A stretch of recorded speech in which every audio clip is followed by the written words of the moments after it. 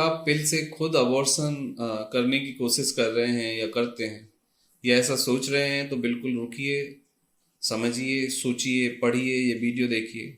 क्योंकि यदि आप पिल से खुद अबॉर्शन करना चाहते हैं तो आपका जीवन खतरे में पड़ सकता है। आपकी बच्चादानी में कुछ डैमेज हो सकता है, कुछ ब्लीडिंग हो सकती है, सॉफ्ट फाइबर टिश्यू डैमेज हो सकते हैं, आपकी बच्चादानी का जो फंक्शन है वो बिगड़ सकता है और आप हो सकता है कि लाइफ में दोबारा से फिर कंसीव ना कर पाए।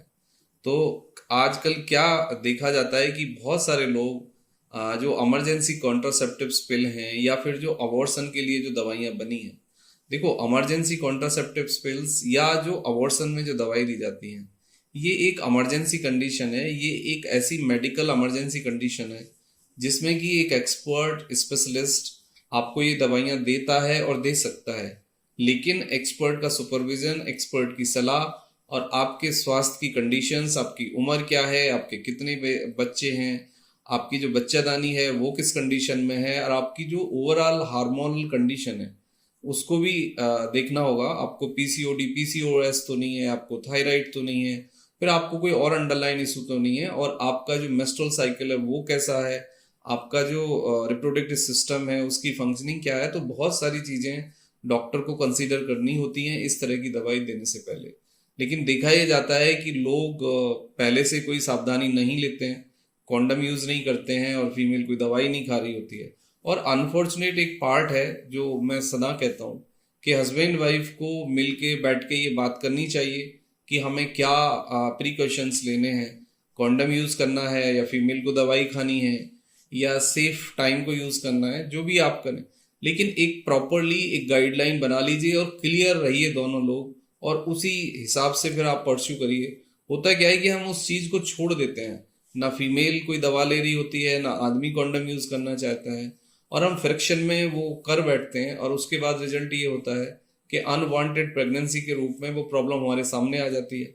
पहले दो गलतियां हम पहले कर चुके होते हैं, तीसरी गलती फिर ये करते हैं कि हम केमिस्ट से दवाई लेके खुद खा लेते हैं या गूगल गुरु से पढ़ के वो दवाई खा लेते हैं। उसके बाद आपको बहुत ज़्यादा ब्लीडिंग होती है, आपको बहुत ज़्यादा पेन होता है, और 50% केसेस में देखा जाता है कि प्रॉपर क्लीनिंग नहीं होती है, कोई टिश्यू अंदर रह जाता है। यानी जो आपका गर्भ होता है, जो आपका अंडे, एक मतलब एग, एक मांस का टुकड़ा आप कहिए उसको, वो क्या होता है कि ब्रेक होता है, वो मेल्ट होता है, उसके बाद वो बाहर निकलता है।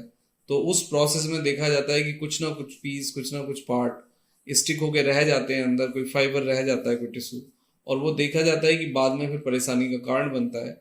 और इन दवाइयों के अपने साइड इफेक्ट होते हैं कि आपको बहुत ज़्यादा ब्लीडिंग हो सकती है, लंबे समय तक ब्लीडिंग हो सकती है, आपको बहुत ज़्यादा पेन आ सकता है, आपका बीपी लो हो सकता है, आपको हेडेक हो सकता है, और आपको मतलब सर दर्द और आपकी जो क्वालिटी ऑफ लाइफ है वो प्रभावित होती है। प्लस आपकी जो मेंस्ट्रुअल साइकिल है उसमें एक परमानेंट चेंज देखा जाता है। कुछ केसेस में किडनी और लिवर में स्वेलिंग देखी जाती है, कुछ केसेस में देखा जाता है कि आपको हार्मोनल इम्बैलेंस स्टार्ट हो गया है, और उसके बाद आपको ब्लोटिंग, आपका पेट का फूलना, अफारा आना, पेट दर्द होना और थोड़ा सा फैट बढ़ना, ये देखा जाता है। कुछ लोगों को इस तरह के इमरजेंसी कॉन्ट्रासेप्टिव्स या पिल लेने के बाद, अबॉर्शन पिल लेने के बाद 3 से 6 महीने तक भी कई बारी आपको पीरियड्स नहीं आते। कुछ लोगों को पीरियड्स ज़्यादा आते हैं, मतलब स्पॉटिंग होगी, थोड़ा सा पीरियड आएगा फिर नहीं आएगा। तो मेरा एक एडवाइस है कि इस कंडीशन से बचने की कोशिश करें। बाई चांस कोई इमरजेंसी होती है और आप ना बच पाएँ और इस तरह की अनवांटेड प्रेगनेंसी यदि होती है, तो उसको आप कॉन्शियसली कॉन्फिडेंस से डॉक्टर के पास जाएं, डॉक्टर से बात करें, डॉक्टर्स को अपनी कंडीशन बताएं। और एक चीज़ और मैं क्लियर कर देता हूँ कि प्रेगनेंसी यदि आई है और आपकी उम्र 18 साल से ऊपर है, तो आप विदाउट हेजिटेशन डॉक्टर के पास जाइए। आपका लीगल राइट है और मेडिको लीगल राइट्स हैं आपके कि आपकी जो प्रेगनेंसी है आप उसको टर्मिनेट कर सकते हैं, कभी भी किसी भी कंडीशन में टर्मिनेट कर सकते हैं, और डॉक्टर्स आपको मना नहीं कर सकते उस चीज़ के लिए। बट आवश्यकता इस बात की है कि आप 18+ हों, प्लस आपको कोई अंडरलाइन उस तरह की प्रॉब्लम्स ना हो, तो आपको राइट मेडिसिन या फिर दूसरे जो तरीके हैं वर्सन के, वो डॉक्टर सोच के आपको अपनाएंगे। बट आप स्पेशलिस्ट के अंदर, सेफ हैंड्स के अंदर ये सब कुछ कराइए। अननेसेसरी रिस्क मत लीजिए और अपनी लाइफ को दांव पर मत लगाइए।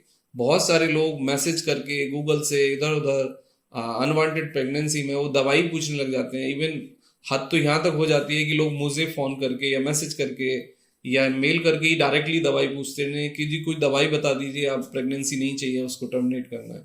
ये बहुत अनफॉर्चुनेट है, ये बहुत गलत है, ये लीगली भी गलत है और ये मेडिकली भी गलत है और ये इंसानियत के पॉइंट ऑफ व्यू से भी गलत है। और सबसे ज़्यादा इन सब चीज़ों को छोड़िए, आप अपनी हेल्थ, अपने स्वास्थ्य से प्यार करिए और उस कंडीशंस को आप इस तरीके से कैजुअली डील मत करिए, अदरवाइज उसका रिजल्ट कुछ ना कुछ भयानक रूप से आपके सामने आएगा। Thank you very much and take care yourself.